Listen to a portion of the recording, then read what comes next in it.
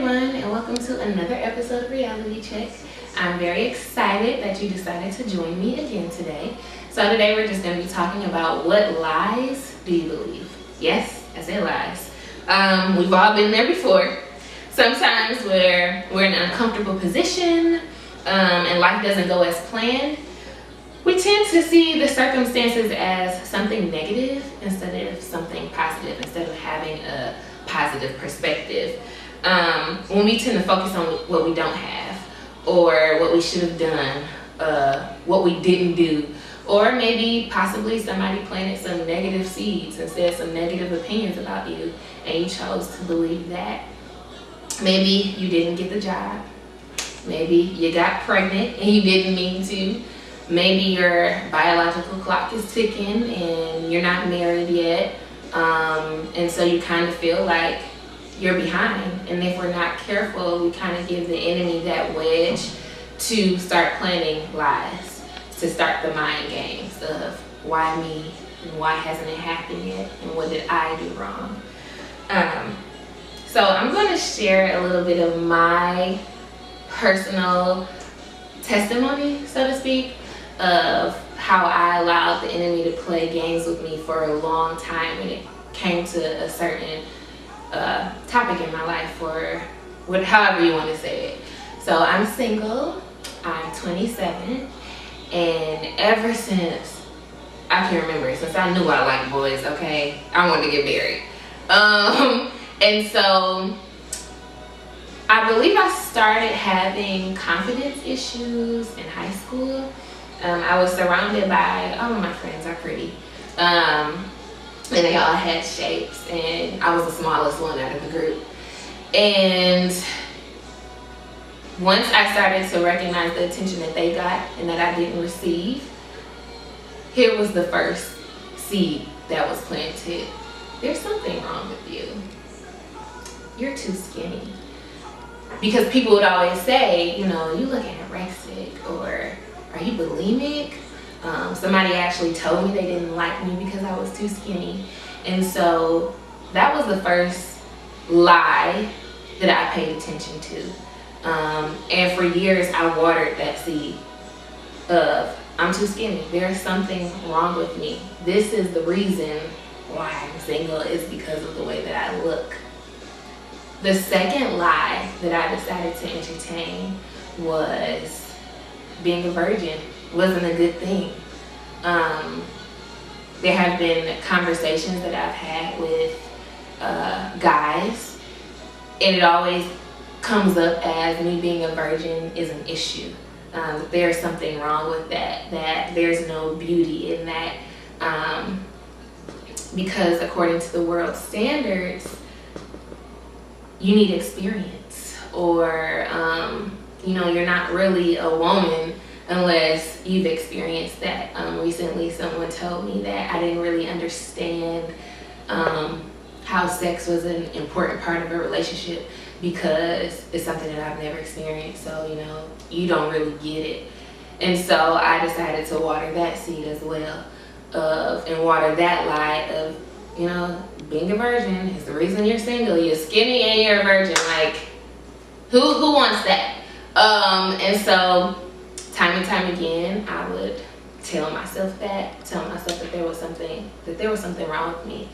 The biggest lie that I entertained, and I don't really struggle with it that much anymore because I know who God is, but it was, you're just not good enough. That's it. You're just not good enough. Because if you were, somebody would have chosen you already. He just told you he wasn't ready to commit in a relationship, but it's been about 3 weeks and he's in a whole relationship. So it was you, Aisha. You were the problem. You're not good enough, and you just need to deal with it. So you might as well go ahead and do what you want to do, because it's never going to work out for you anyway. And so the enemy would continue to play these mind games with me, and the result was not being happy being single, because single to me meant that there was something wrong with me. that God did something wrong, that everyone else's timeline, was okay, because God started to open up, all of these doors for friends around me. Everybody's talking about, who they met and who they're with and who they're dating. And I'm just sitting here like, can't relate, because that's just not how my life went. And so there were nights that I spent crying.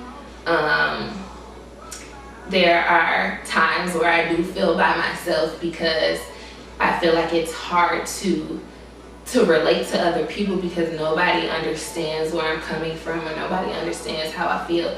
And that's the tactic of the enemy too, to isolate yourself, and to make you feel isolated and to make you feel alone.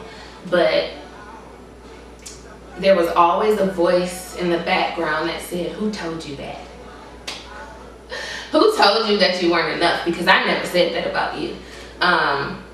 Who told you, you weren't good enough? Who told you that I created you wrong? Who told you all of these things? And instead of watering what I said about you and to plant those seeds, you decided to listen to all of the negative opinions from dust, because from dust we were created, and to the dust we're going to return. So why would you choose to entertain that instead of accepting what I said about you?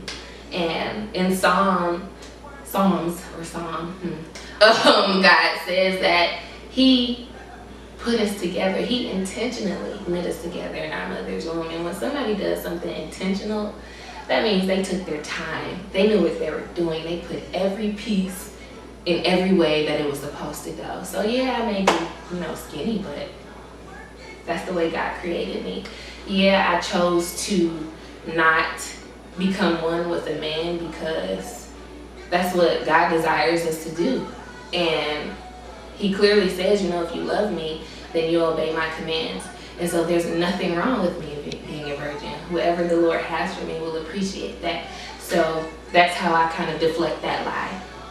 In terms of me not being good enough, if God intentionally put me together, and if God took His time to create me, and if God doesn't make mistakes, and if He said, when I created you, it is good, then that's how I can deflect that lie. I'm the head and not the tail. I'm above and not beneath. So all of the lies that the enemy tried to plant in my head, it feels good to not believe them anymore, because I know what God says about me. And then if we stand firm in our faith, if we put on that armor in Ephesians 6, like it says, then we can stand firm against the attacks of the enemy, and you can see a lie, you can smell a lie, and you can choose God. So I encourage you to know who you are, to seek God, because it's such a wonderful, refreshing feeling. And I'm not crying because I'm sad. I'm genuinely crying because God is so good, and He loves us so much. So just continue to have something to fight with. And the only way you're going to have something to fight with is if you seek Him, is if you trust Him, and if you take Him at His word. So be encouraged. You're not by yourself. Thank you so much for tuning in to another episode of Reality Check.